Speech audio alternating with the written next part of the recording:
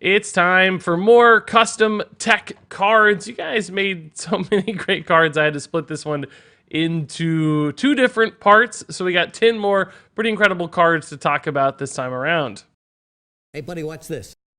So first up here, let's take a look at Arcane Defuser from the Dolphin Queen, a 6-mana 4/6 neutral elemental with a battle cry that reads, replace all bombs in your deck with Scrolls of Wonder. And we had a lot of people target bombs with these custom cards. I guess a lot of people feeling the hate on Dr. Boom shenanigans. But also, I think probably trying to protect the no duplicate ideas of Zephyrus and Reno and all the new League-style cards. But Arcane Defuser takes bomb defusal in a different direction, and I would argue a much more creative direction, at the cost of actually fixing the no duplicate problem, because with Arcane Defuser, you're still going to have duplicate Scrolls of Wonder in your deck, so that's not really what this one's trying to do. It's really just trying to attack bombs at their core, and I think it does it in a really, really fun way. So instead of just like getting rid of them, which is what most people's cards would do, this one turns it into something a little bit more chaotic. They could occasionally have some upside, getting like a free flame strike, but it could also have some downsides, you know, drawing you a billion cards, for instance, as I've often seen happen with random spells. So it's not like a universally good tech card, but it still does something really fun and unique, and does it in a way that's befitting for the character that we see in the art and the name. So I think this was a better take than most people had on addressing bomb problems, even if it didn't really address the Reno problem that a lot of people foresaw. But so far, I don't think has been an issue. Zephyrus has really been pretty dominant in Saviors of Uldum. So in a weird way, the Arcane Defuser here actually made things work out pretty nicely. So now let's move on to Shadow Word Glitch from Imaginary MDA, a 4-mana pre-spell that reads, choose a mech.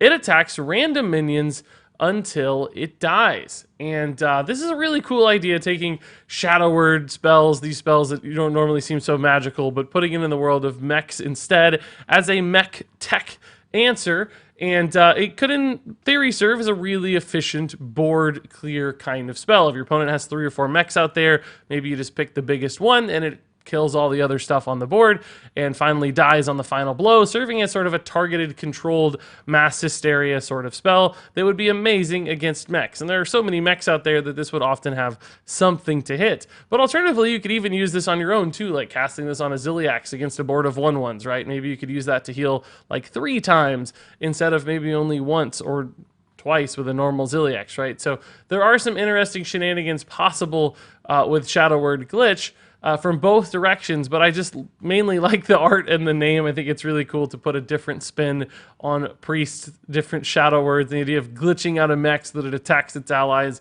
is a really cool idea to capture in a card. So up next is the Mana Leech from My Name Is For Real, a 4-mana 2/6 minion, neutral. It reads, your opponent's cards cost 1 more for each card played previously during the turn.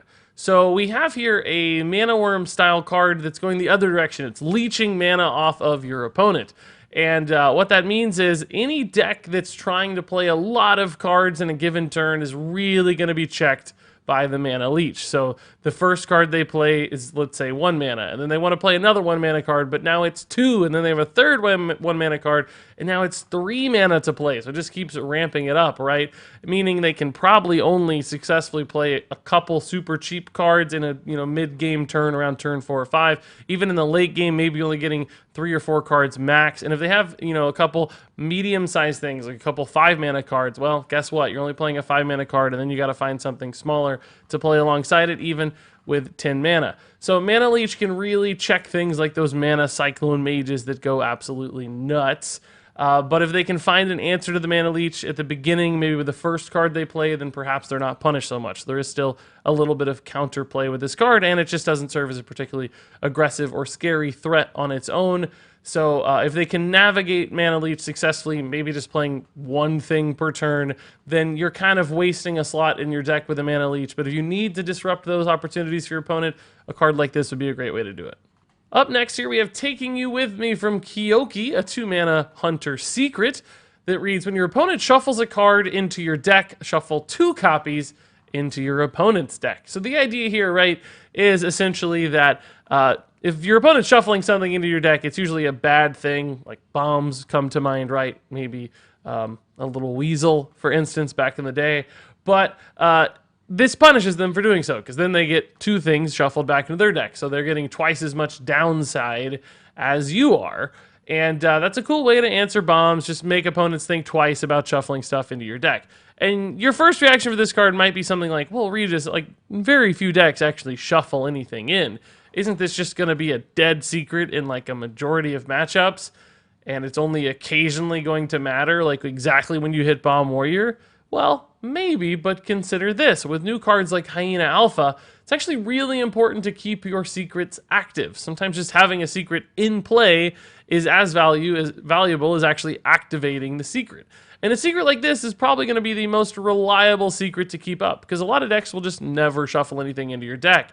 So it might feel like a waste at 2 mana, but first off, you might be able to play it for free using some shenanigans. But beyond that, you just get secret activation cards so much more reliably, whether that's buffing a Secret Keeper or just keeping that active for your Hyena Alpha. That's suddenly a valuable thing to have. So even a secret that's not likely to get any immediate or direct value is still good for Hunter these days. And that's why I think a card like Taking You With Me, although it might seem weak at first glance, could actually still be played in that deck rather successfully. So next up here, let's talk about Carol, Guardian of Justice from Venom Bug. A 7-mana 4/4 neutral legendary. Sick looking dude, by the way. Battle cry, if your opponent changed hero powers this game, change it back. So we have here an answer to the quest hero power, perhaps even Death Knight of old metas, in the fact that you can revert your opponent's hero power. And I had a lot of hero power tech cards offered in these custom cards. Tons of people went for hero powers. A lot of them just straight up like removed it or disabled it or broke your opponent's hero power.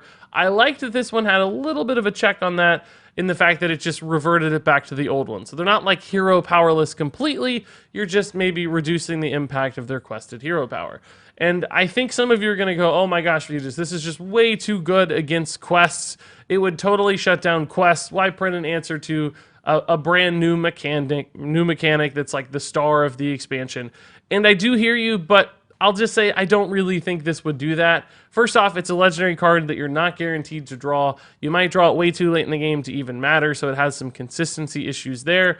Beyond that, like, finding time to play a 7-mana 4/4 can be pretty tough. You might have to make more immediate or direct plays. So this is more of a counter to those like really long-term quests, as opposed to the quests that make like an immediate impact. And it might just be a way for a deck that can't beat a quest deck otherwise to have a chance of getting there, just teching in one card. So it might be more relevant in things like tournament metas even than the latter. But nonetheless, a card like this existing just gives you that counterplay. If there's no other way for you to beat a certain style of play or deck, or the infinite value of a hero power, this card would serve that purpose nicely. I think I would prefer this against like Death Knights than maybe the quest hero powers of today, because they seem a little bit less oppressive than some of the, Rexar style stuff. But even against Dr. Boom Mad Genius, I guess I'd be pretty happy to see this as well. So maybe it's more of a hero card answer than a quest answer in my hopes. I know it serves both purposes today, but nonetheless, a good card to exist. And I think it's great that this was made a high cost and a low stat line so that you are punished for playing it. If this was like a 3-mana 4/4, obviously it would be ridiculous. But thanks to the fact that there's some balance considerations made here by Venom Bug, I honestly think this card would be great. So next up, let's take a look at Divine Flavor from Nilaku. This is a 3-mana spell for Paladin. I basically love any card that uses this artwork and has a good pun in the name, which this one has a fantastic pun in the name. So, I mean, this is just a lock for me instantly as soon as I see it. But the effect reads, destroy a Murloc and draw cards equal to its health. So clearly a Divine Favor replacement here, where you can sacrifice a resource of your own theoretically to draw a handful of cards, or sometimes even kill something of your opponent's very efficiently to also draw some cards. So you could see this in a Murloc Paladin deck. Most Murlocs have like 1 to 3 health. There are some shenanigans with Cold Light Seer where you can give them more health, like 5 health. So there's quite a bit of upside on the card draw here. This is on average probably like a 3-mana draw 2, something like an Arcane Intellect, but you have to sacrifice one of your own resources in order to achieve that. Occasionally it's like a 3-mana draw 5, which is rather powerful, but again, then you do have to sacrifice something on board. You're basically giving up a card in order to draw more cards. So there is a little bit of a balancing act there. So it won't always be amazing. And of course, sometimes it's totally dead if you don't have a Murloc. If you're out of stuff and you top deck this, it's just a dead card in your hand. So there are some real risks inherent to it as well. So I recognize there's a lot of potential value in the upside, but also some real downsides to this card too, which I like. Now, as a removal tool, this does exist as a possibility for like Paladin v Paladin Murloc decks to just go crazy and make all kinds of big swings. But that's something to keep in mind if you're running Murlocs or Nightmare Amalgam, you know. Maybe don't buff it to 7 health, right? Or trade it off quickly so that a Divine Flavor doesn't affect you too much. Now, I know, unfortunately, this doesn't fit super well into like the Tip the Scales Paladin world because it's an additional spell you draw off Prismatic Lens, which is not something you'd want. This was probably designed before that was a thing, so I'm keeping that in mind, and there are certainly possibilities for other kinds of Murloc Paladins to exist. We've seen that in the past. If Tip the Scales went away, I think this would be an awesome card for a Murloc Paladin deck. So now let's move on to the Royal Interrogator from PVT, a 1-mana 1/3 secret tech card that reads, whenever a secret enters the battlefield, reveal it. So instead of straight up like countering a secret like most tech cards for secrets we've seen have done so far, this one instead just gives you an informational resource. So you know what the secret is, challenging its entire context as a secret. It's no longer an unknown entity, which could help you make some really nice plays. And I think most importantly for Royal Interrogator is that this is a strongly bodied 1-drop. So it's the kind of thing like a zoo deck or just a minion-based early game deck can run regardless of its effect. We've just seen things like Dire Mole in the past be super successful because it was a 1-mana 1/3, which means you're not like teching it into your deck so specifically as just playing it and occasionally it's hitting a secret. Because if this was only revealing secrets, it really wouldn't be that strong of an effect, right? Like often you can kind of guess secrets anyway, and it wouldn't really have a material impact on the game other than occasionally just making smarter plays.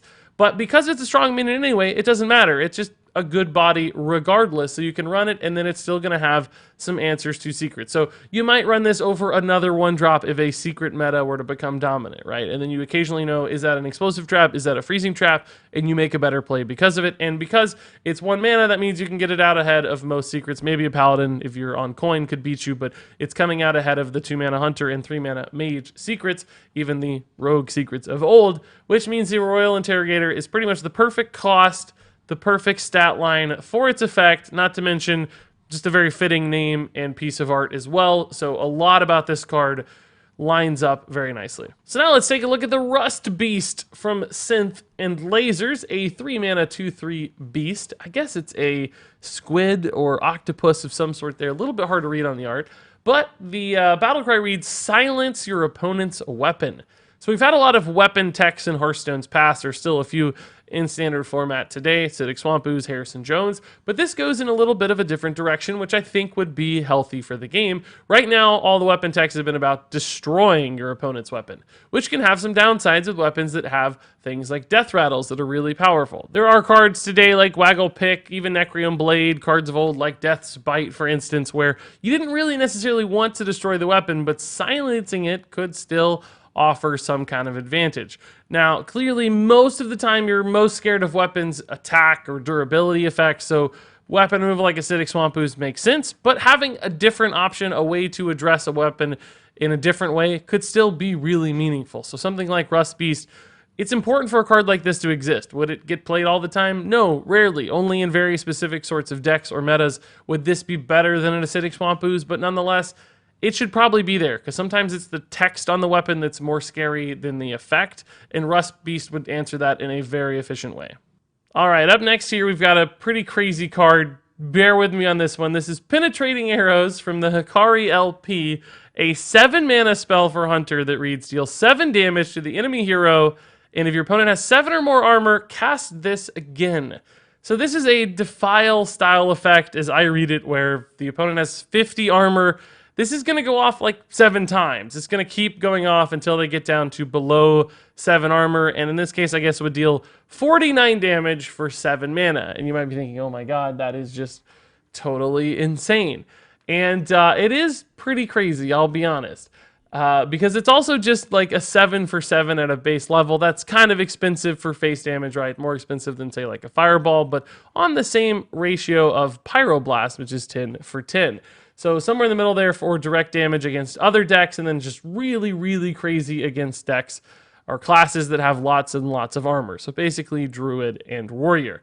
And you might be screaming already and furiously typing in the comments, this is OP, this is OP, this is OP. But back off a second.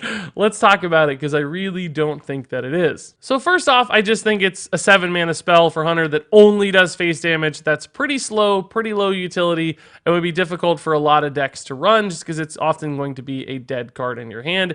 And most of the time, it's just deal 7 damage to the enemy hero for 7 mana, which isn't bad for Hunter, because they like doing face damage typically. They like the Smork plan often, but I still don't think it's efficient enough. I think you'd rather just run a big scary minion, or just, you have kill commands in that slot. There are more efficient ways for Hunter to pump out tons of damage without a really narrowly defined spell. You like to have a little bit more flexibility with your stuff so that you're not walking down this really, really narrow tightrope of a game plan that penetrating arrows would force.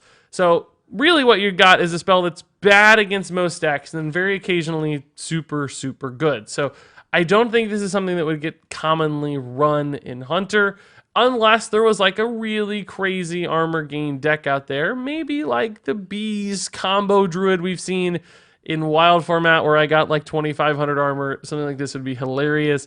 Or maybe just an armor stacking warrior that's got a ton of armor off Dr. Boom.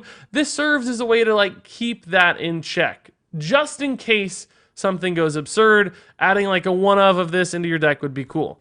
But I think there are some more fundamental issues with a card like this, right? If you're running this in a face deck, a deck that wants a ton of damage, which is really the only deck that would run a dedicated face damage card like this, keep in mind the fact that you're often going to be doing a lot of damage to the opponent throughout the early to mid part of the game. That's just what Hunters do. They do lots of chip damage and aggression. So what that means is you're probably going to be keeping your opponent's armor in check throughout the course of the game. And by the time you get to turn 7, they aren't really going to have much armor. They might only have 4 or 5 they just grabbed on the last turn, or maybe only like 2 from a warrior hero power, because you're going to be chipping through their health total throughout the course of the game.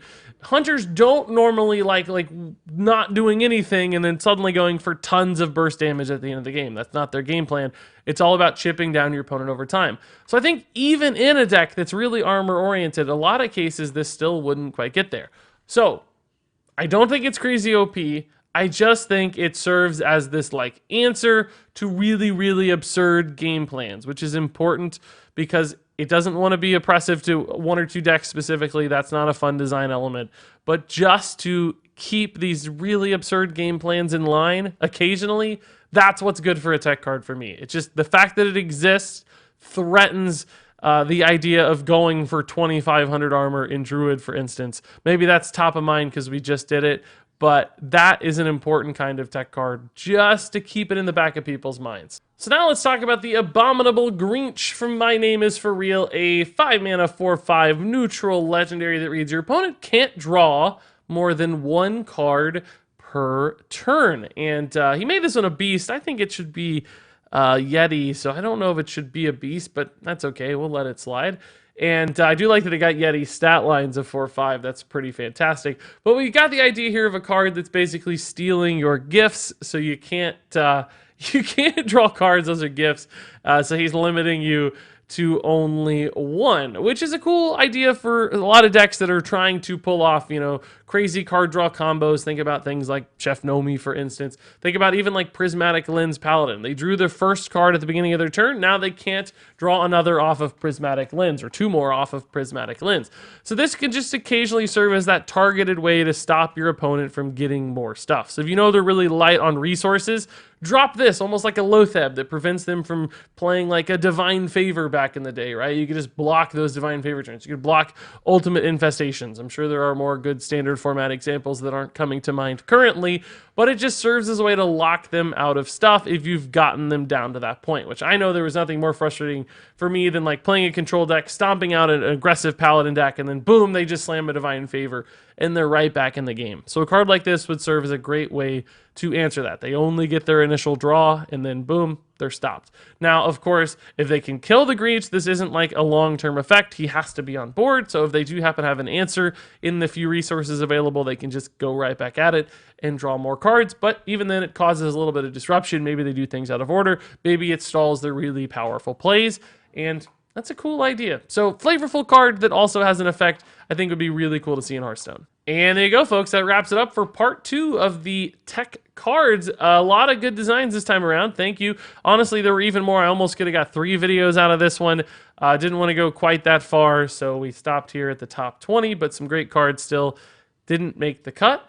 That said, I'm sure you guys will want to submit more for next time. So we talked about this in the last video, but essentially I am going to have you submit alternate designs for Saviors of Uldum cards. So take a Saviors of Uldum card and tweak it in some way that you think improves it either from a design or balance standpoint. There is a link to the form to submit those cards in the description below. But until then, I want to hear more thoughts on these designs. What did you think? What did you hate? What did you like? What did you love? Share that in the comments below. But until then, thank you so much for watching. And until next time, game on.